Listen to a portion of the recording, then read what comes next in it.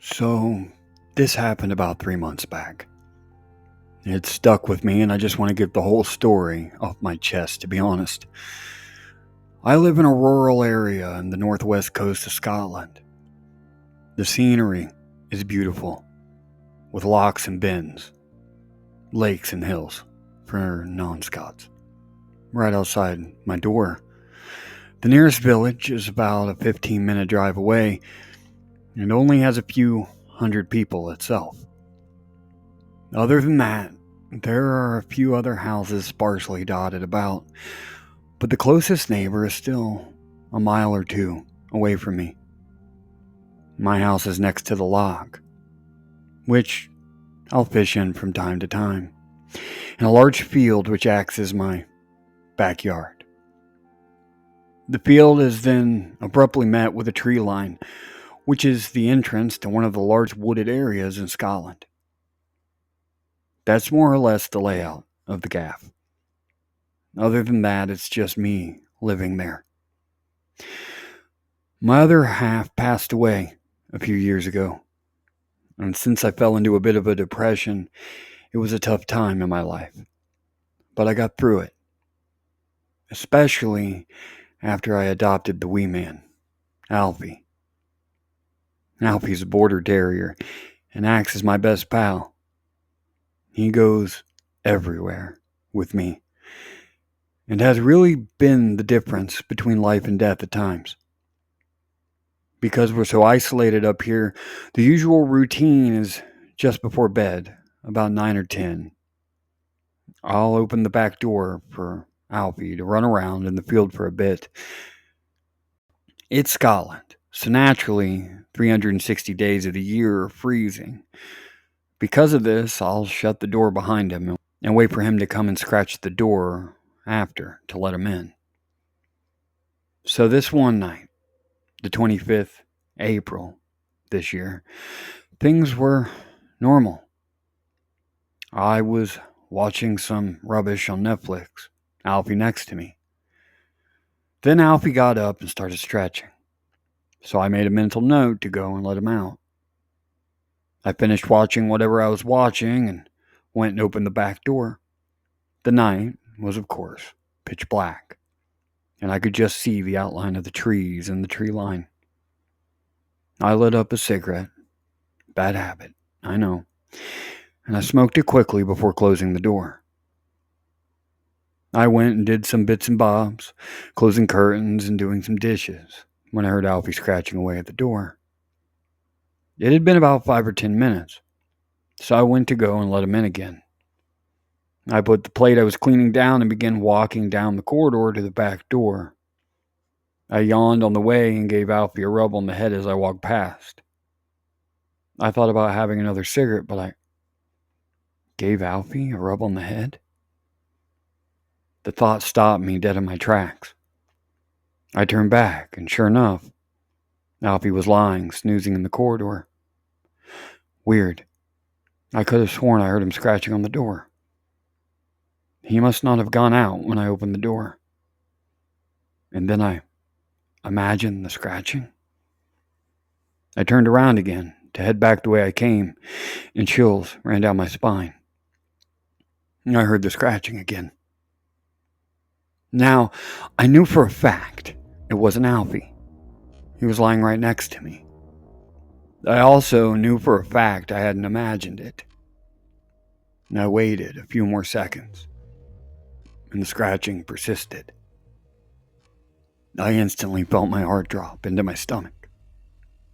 I felt queasy. What the fuck was scratching at my door? I decided to go upstairs to my bedroom because I knew I could get a view of the back door and what was at it from the window. I cautiously crept up the stairs and then slowly pulled the curtains back just enough to peek through. I promise on my late Eileen's grave, the next bit is completely true.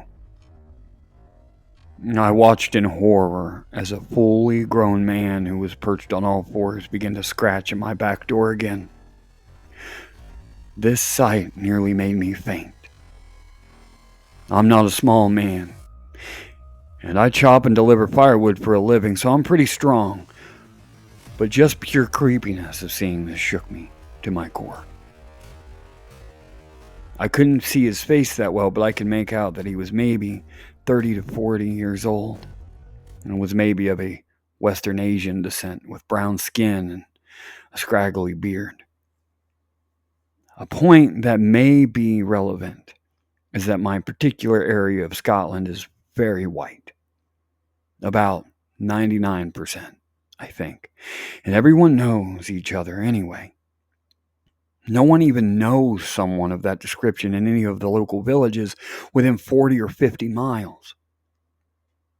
I also could make out a grin on the man's face, and it looked like he was trying to stifle it, however.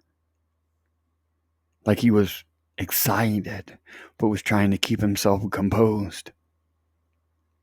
The scratch noises were indistinguishable from Alfie's, so I immediately knew he must have had long fingernails.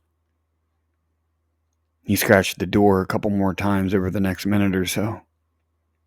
After this, he crawled down the 3 or 4 stairs back to the garden and began crawling in circles. This image was even more sickening than the last. A grown man crawling on the floor like a dog. What the actual fuck? That was until he burst out into a sprint. He had quickly risen from his crawl and taken the 10 to 15 meters he was away as a run-up. A run-up that charged straight into the back door. I fitted those doors myself, so I trusted the hinges they were built on. And rightly so. The man bounced right off the door. But the sound immediately alerted Alfie. Alfie started barking uncontrollably, and I took this as a chance to say something too. "Get the fuck out of here. I can fucking see ya," I shouted down. The man didn't even flinch. He just stood up from the floor and brushed himself off. He didn't even look at me. He then just turned around and walked calmly further into the backyard. Further and further until he hit the tree line. And still kept walking. The guy had only been wearing a hoodie and dark gray tracksuit bottoms, so he must have been freezing. To then venture off into the dark woods, alone, so carelessly.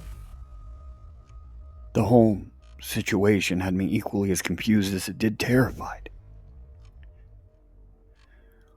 I called the local village's police station. They said they'd send someone out to talk to me. When the officer got here, I told him the story and recounted the man to the best of my abilities. But after I finished recounting the tale, all I got was a, "Are you drinking again, Derek?" I couldn't believe it. I had a wee bit of an issue a few years back after Eileen, but put the booze down and been sober for at least a year. He clearly just didn't believe me. Fuck. Didn't know if I'd believe me either, to be honest. He left and it was just me and Alfie again. Neither of us slept a wink the rest of the night. I also broke my sobriety for the first time that night, which is not something I'm proud of. And that was that. Didn't hear anything about a body in the woods. Didn't hear anything about a man of that description. I didn't hear anything about the same thing happening to the neighbors. I couldn't believe it. The more I went over it in my head, the more it began to terrify me. That man must have been watching me and noticed my habit of letting Alfie in when he scratched the door for however many nights before he tried it himself. I was just lucky Alf decided not to go out that night. The part that really terrifies me is that he never knew I was watching him. So when he crawled down and kept his acting like a dog act facade going, that was just for him. He was acting like that, thinking no one was watching. I spent the past months combing over all the pictures of any escaped mental patients or convicts over the last 20 years. But nothing. It's almost as if this guy... Fuck. I hear the scratching again. I hear the fucking scratching at my door again. And Alfie is at my feet. It sounds slower this time. And deeper in the wood of the door. I'm gonna go and confront this bastard. Fuck it. Wish me luck. I'll update when it's over.